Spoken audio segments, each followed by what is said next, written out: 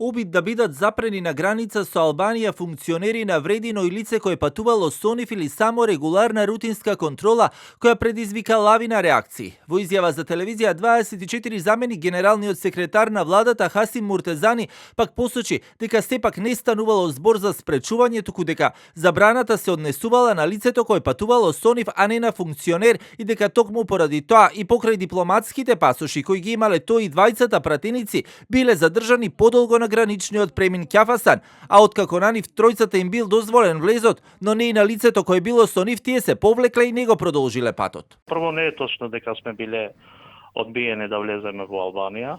Има многу дезинформации во јавноста, ги имам прочитано. Вистината е сосема друга.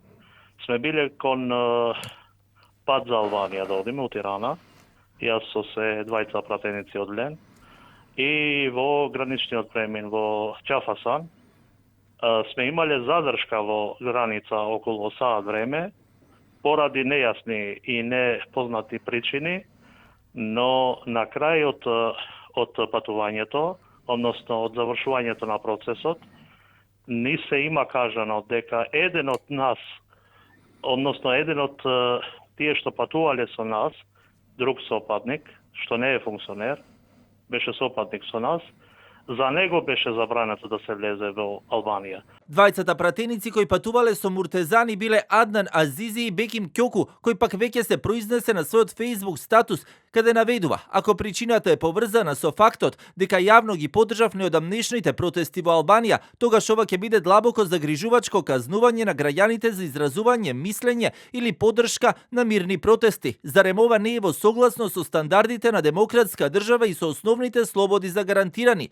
Не можам да ја разберам оваа логика кога се знае дека некои европратеници физички учествувале во актуелните протести. Подеднакво тешко е да се разбере како албанската држава од една страна има почесни личности како Горан Бреговиќ и организираше активности со културни институции од Србија, а премиерот на Албанија посвети јавно писмо на восхит за Синиша Михајловиќ, додека од друга страна создава ситуација кога албанците надвор од границата се одбиваат без официјално објаснување. Од македонското МНР пак денеска само кратко информира дека на средбата со представник на амбасадата на Албанија било разговарано за оваа тема.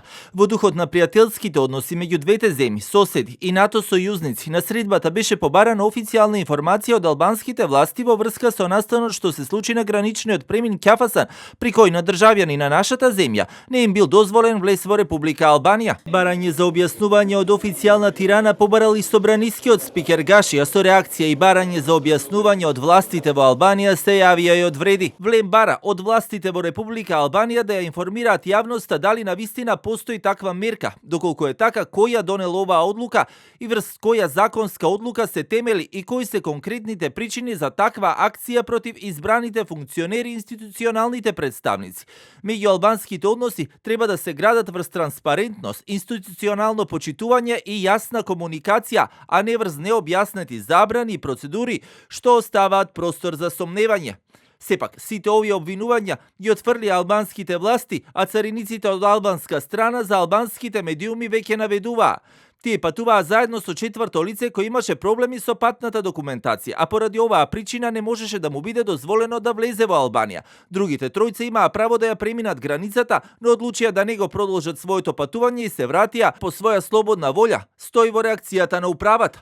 Дел од медиумите пак пишуваа дека забраната е поврзана со нивната вмешаност во организирањето на протестите во Тирана, познати како Фламинго револуција. Сепак, досега нема официјална потврда од албанските власти дали има некаква поврзаност на овој случај со протестите.